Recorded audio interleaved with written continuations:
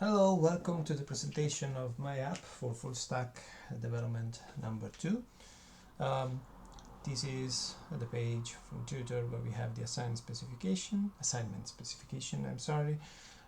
This is the app that I developed. Just one second. So let's refresh it. It is deployed on Vercel. We have this header. I made some changes, like I added logo but also language switcher, and also have other pages, etc., that we will go through very quickly. But first of all, I would like to focus on this layout. This is the home page. We replaced the discover movies and put it down to movie lists in here. So we created this. We have a header, actually a hero video component that we created, and we have retrieved trailers of the movies through an API, and we were able basically to randomly select them. Every time that we refresh the page, we have a different trailer from the first 20 movies. That would be page number 1 of discover movies, by using the get movies API function, as we used them during the lectures in the lab. And then I created in here a carousel, again with discovers movies, the first 21, the first page. And apart from that, we can move like leftwards and rightwards, and we use a specific function, but everything is detailed in GitHub in the README, where I go through all the steps that I follow in order to achieve the arrow, and also to achieve this sort of bulge out effect when I hover over the card. And it's something that I did as well on the discover movies like this, but in here I had an issue with the box, and I couldn't have the card get out of this container in here, and it might have caused some issues. As you can see, there is this little space. I was not able to resolve this issue. So, but in the end, it doesn't look bad. And I did the same then here on the upcoming movies. By the way, this header is clickable. I'm not clicking it right now, but I can do this. Like, if I go to discover movies, I go back to discover movies, then I will tell you why I didn't click on upcoming movies now. I can click on a card in order to get to exactly, that's why I didn't want to click on it. I wanted to get to the movie page itself, but it's a protected route, and I wanted to get to it later. I just wanted to first show you the rest of the page. So again, if I click in here, for instance, this is a protected route, as well as the now playing is a protected route. If I go scroll down right at the bottom, all the way to the bottom of the page, I have this footer that is the same that I use basically on other apps. Like, for instance, this is a Svelte app for the first semester. Basically the footer is the same. I just readapted it with React. And apart from that, well, let's go to one of the upcoming movies, for instance, or let's go actually to the upcoming movies itself. So when I go here, I can log in. This has been stored in Supabase, so I'm using, and I'm not sure whether I'm pronouncing it correctly. I guess Supabase is okay, but this is the list of users that I currently have in here. So I was able to integrate Supabase as a backend storage for our app.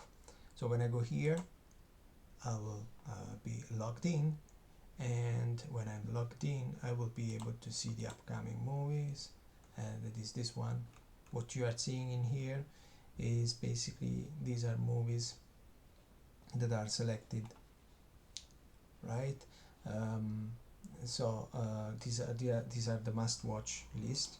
So if I want to select some others, like this one, this, or this, I go in here,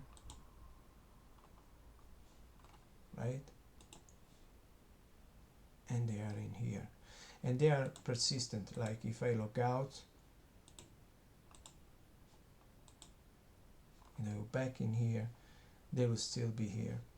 And I can decide to also delete them, like material, let's say I want to delete these ones, then I log out, I log back in,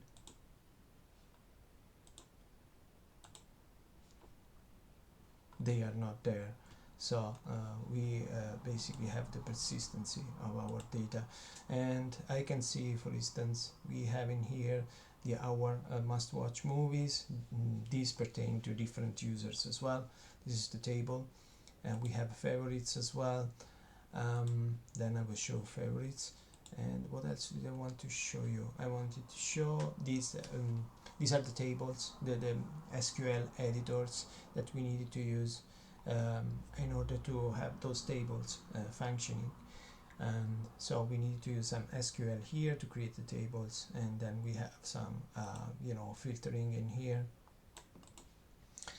and everything is then explained step by step in the README in the GitHub.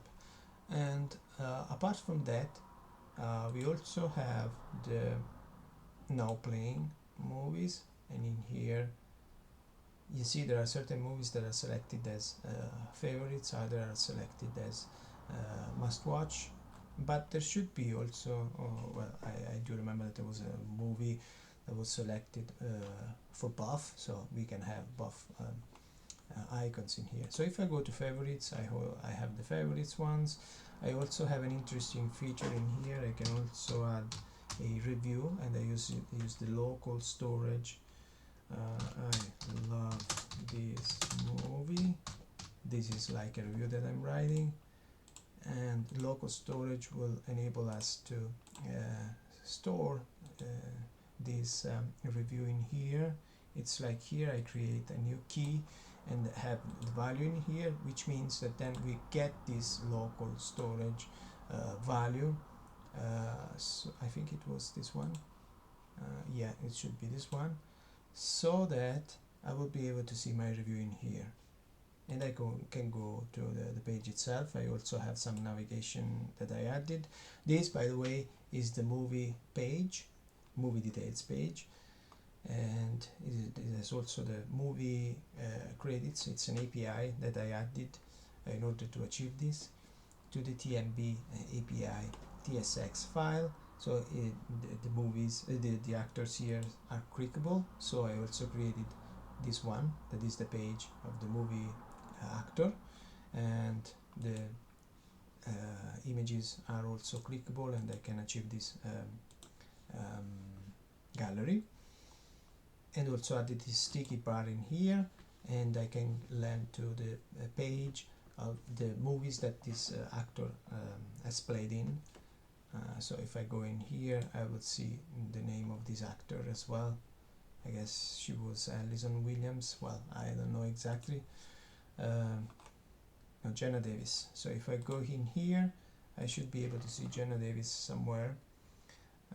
There you go. Apart from that, you see there are some navigation challenges that I haven't resolved yet, but these ones at least work. What else can I show you? Yeah, the translations. I was able to translate all the pages. As you see, everything is translated, the title, the overview, etc. But also the movies themselves. If I go, for instance, here, everything is translated, movies included. When they are not translated like these ones, it's simply because there is no translations in the database, but everything else is translated in here. Like here, for instance, the image, it is written in Spanish. There is also Portuguese, and also have Italian. I also have the Sirius TV, just using a different API key. It's more or less the same, basically. I don't have the favorites and must-watch icons in here. I prefer not to use it. Regarding the, let's switch back to English. The filter works all over, like across the board. And I won't show every single page, but also I introduced the year, so it depends on whether we have the movies or TV series from that year. It seems that we don't have them here, but we have them in the 7th page, for instance. And also, if I remove everything, we will be able to sort them out, like in here. And also we can log out. We also can create a new account.